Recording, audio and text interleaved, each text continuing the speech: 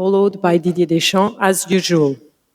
Languages available today, in case you don't remember: Arabic, English, Francais, and Espanol. Please, as always, turn off your hotspot to make sure we have a proper interpretation. Photographers, we already discussed before, you can stay in the room, but please, after 5 minutes, stop shooting. I think protocol is completed. Please do not forget to tell the language you will ask the question, your name and organization, and stick to one question to make sure your colleagues can get a question as well. So we'll start now with the questions. Yes. Thank you. Bonjour Hugo, Jérémy Talbot. Good morning, Jérémy Talbot from AFP. Many of your teammates are sick. How are they? And is it tough to live with that sword of Damocles hanging over you just before the biggest match in your career? I haven't got any more news since last night because everyone was still in their rooms this morning when I got up for my breakfast, so I haven't seen anyone this morning. So I'm sure you'll get more information by our next training session. So on the virus, you're never really prepared for that type of thing. But we're trying to get ready for this match as well as we can.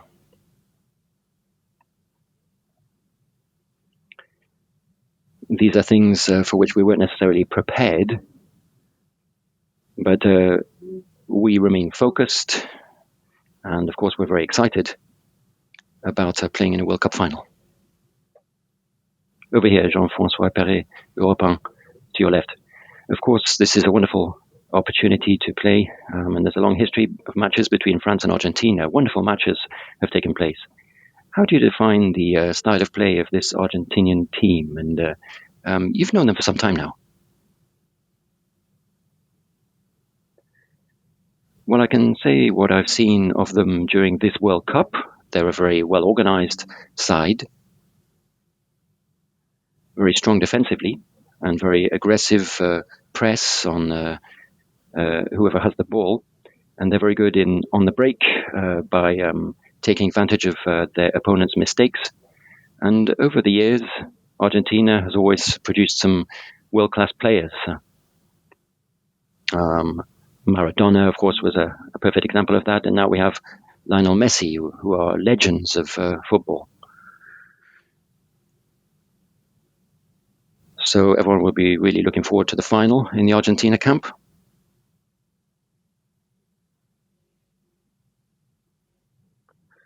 But for France, whoever you play in the World Cup final, it's going to be a tremendous occasion. And facing Argentina maybe makes that even more of an attractive proposition.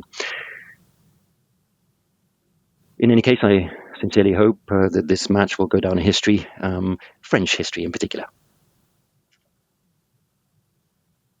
L'équipe, we know the very calm Hugo Lloris that we tend to see in press conferences, but we also see that Hugo Lloris can raise his voice in the changing room before a match. Which is the real Hugo Lloris? I think I do tend to be someone who remains calm in general, but like anybody, emotions can take over, and I do talk a lot in the changing room sometimes, and that's part of being a footballer, and these are things you can't necessarily control. I do remain calm mostly, so that's pretty much all I can say.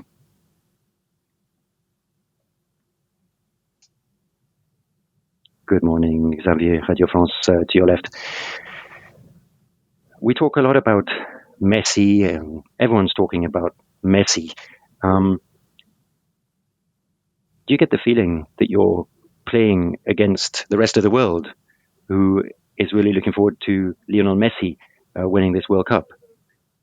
And apart from the French, not many people are supporting you. Well, so long as we have the support of our fans, and we know that the French people are behind us, then nothing else really matters. we started this World Cup with an objective to go as far as possible in the tournament. Very few believed in us at the outset, at the beginning of this adventure, but we're now in the final, 4 years after our last final, and we're going to pull out all the stops to try and win this game. Of course, we know what Lionel Messi means in the history of football. But this is a match between France and Argentina at the end of the day. And there are some very good players in the two squads. Of course, Argentina are great competitors, and we're looking forward to a great match. Over here, what will you say to your teammates in your team talk before the match? And is there a difference between those who've already played in a World Cup final last time and those who haven't? Well, what happens in the changing rooms before a match isn't always planned. It's spontaneous. And it depends what I feel like saying at the time. And as for the final 4 years ago, the context was very different. The opponent was very different. And it was a different tournament. We played different matches. You have to live in the moment. And of course, our experience 4 years ago can help for those of us who played in that match. But I think tomorrow's game is something totally different. We are looking forward to marking the history books in our own way, our players, our staff. We've already achieved a great deal in this tournament, but we're looking forward to going further. Of course, the last match is the most difficult one, and you have to be ready in all respects. Good morning, Hugo Marcelo Correge, here from TV Globo, Brazil, over here.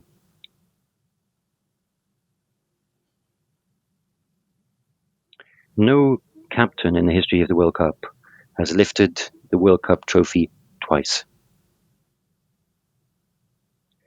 Of course, you'll have to win the final to do that. But I think it's an enormous responsibility on your shoulders. What do you feel about having that opportunity? Well, look, I was privileged enough to win the trophy with my teammates in 2018, and I'm very proud about that. But to be honest with you, I'm focusing on the present now. What happened in the past belongs to the past. And as I said earlier, we're looking forward to writing our own history and creating our own story. And we'd like to finish this tournament as well as we possibly can.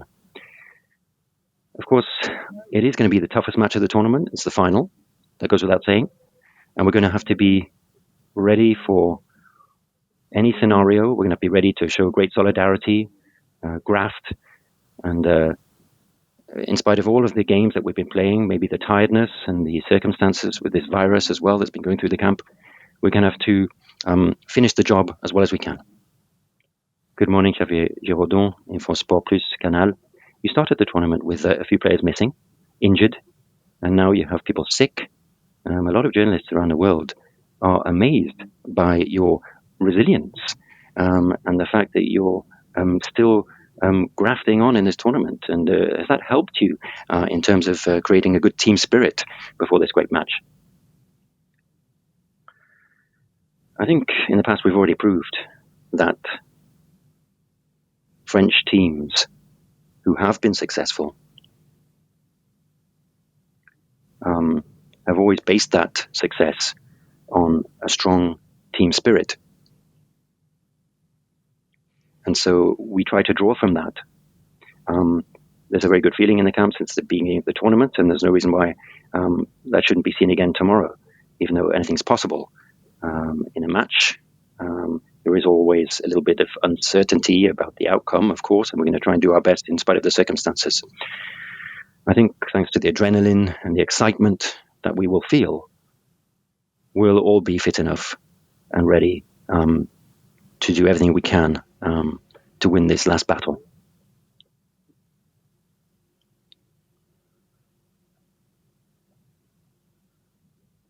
Sports. Pablo Fernandez, Tibo Sports. Hugo, we have seen France playing in two different styles. When the game is very evened out or the opponent is leading the score, France is very lethal and you go into the attack, even desperately, to put it like that. But then when you're leading the match, you give out the ball to the opponent. By doing this, you struggled against Morocco or even against England. They equalized and they could even have taken the lead. Do you have the same plan ahead of the final, or is it too dangerous to give the ball to Argentina? And last question, how do you feel about the possibility of being World Cup winner twice?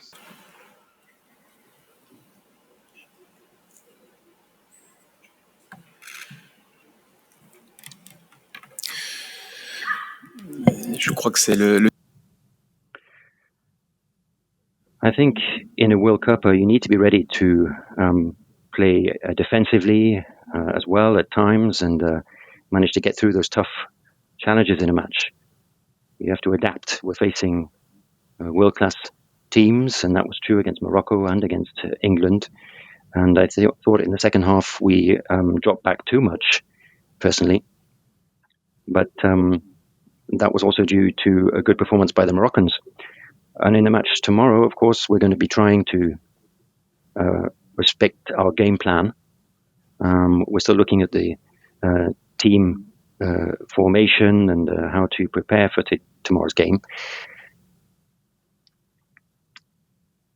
Of course, things always happen in a match for which you're not necessarily prepared. And that's where you need to show a good team spirit. And you also need to have that feeling of pulling out all of the stops and digging deep at those tough moments in a match. And yes, it's true that we're good on the break, on the counter-attack, because we have some very quick players in attack. But really it depends on the game. And we are very good as a team because we know how to adapt to different scenarios. Hi, Hugo, in the back here, on to your right. Hello. Isaac Fannin, BBC in English. Obviously, before the game, the storyline is going to be about Lionel Messi, with it being his final match in international football. How do you, as a leader, we've seen France using their experience perhaps to kind of get to this final. How do you, as a leader in the squad, prepare the team to maybe not look into the storyline of Messi's final match, and if he wins this, he goes out as a legend? How do you prepare the team and the younger players ahead of this game?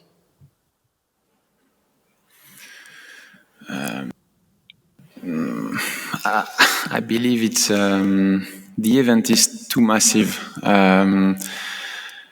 Just being focused on one player. It's a final between two big nations of football, between Argentina and France. Obviously, when you face that type of player, you need a special focus on him, but it's not only about him. It's a strong team with a lot of talented players, with a young generation of players, and you can feel that they are all dedicated to Leo Messi. But again, we will try to find the key to get the success on this game. Thank you very much, Hugo. Good luck for tomorrow.